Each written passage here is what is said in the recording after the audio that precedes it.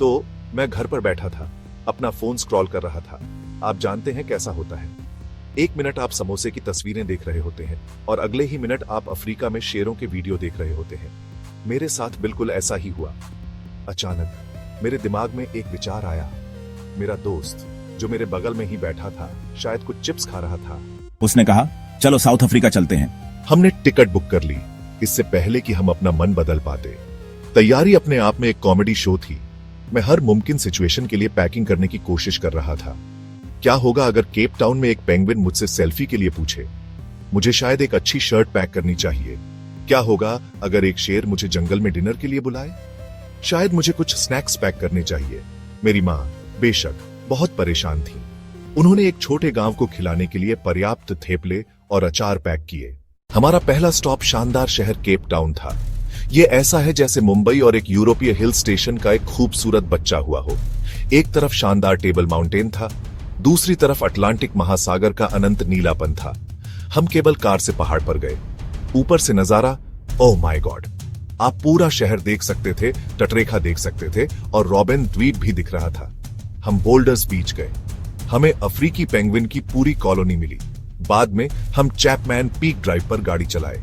समुद्र एक तरफ, पहाड़ दूसरी तरफ। ऐसा लगा जैसे हम किसी कार कमर्शियल में हो। हर मोड़ पर एक से बढ़कर एक नजारा मिला। शहर के जीवन का आनंद लेने के बाद अब मुख्य कार्यक्रम, क्रूगर नेशनल पार्क में सफारी। हमने अपनी सिटी कार को एक ओपन टॉप जीप में बदल दिया। हमारा होटल जंगल के बीच एक लॉज था।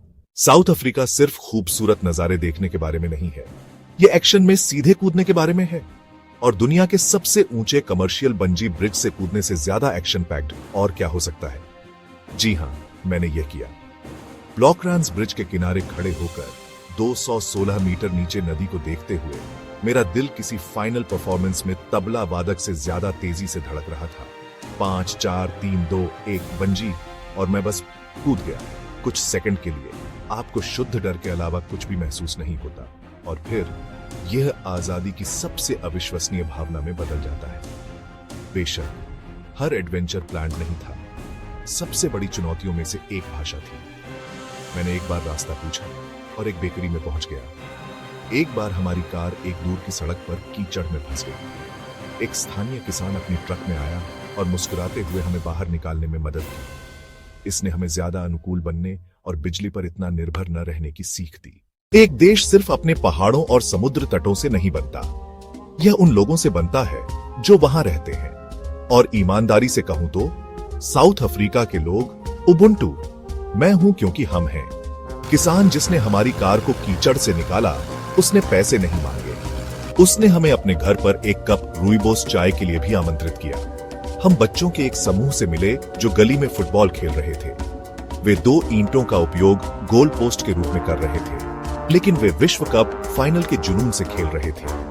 हम उनके साथ एक खेल में शामिल हुए और यह शुद्ध खुशी थी। बाद में हम एक स्थानीय बाजार गए जहां कारीगर अपनी कला बेच रहे थे।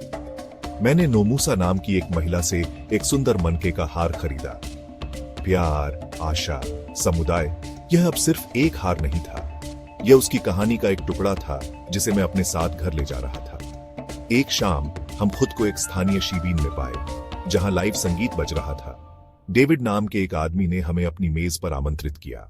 सभी अच्छी चीजों का अंत होता है, और मेरी साउथ अफ्रीका की अविश्वसनीय यात्रा का भी अंत हो गया।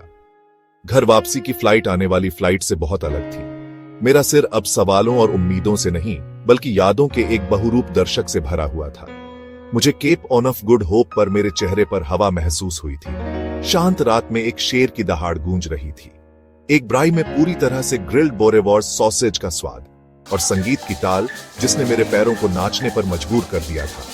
मैं शारीरिक रूप से थका हुआ था, लेकिन मेरा दिल भरा हुआ था। यह यात्रा सिर्फ एक छुट्टी से ज्यादा थी। यह एक क्लासरूम थी। इसने मुझे साहस के बारे में सिखाया। इसने मुझे धैर्य के बारे में सिखाया जब एक तेंदुआ झाड़ी के पीछे से निकलने का इंतजार कर रहा था। इसने मुझे लचीलेपन के बारे में सिखाया, एक राष्ट्र का दर्दनाक अतीत से उठ खड़ा होना। सबसे महत्वपूर्ण बात, इसने मुझे कनेक्शन के बारे में सिखाया। तो अंतिम टेकअवे क्या है? यह सरल है, यात्रा करें। कौन जानता है कि अगला एडवेंचर मुझे कहां ले जाएगा।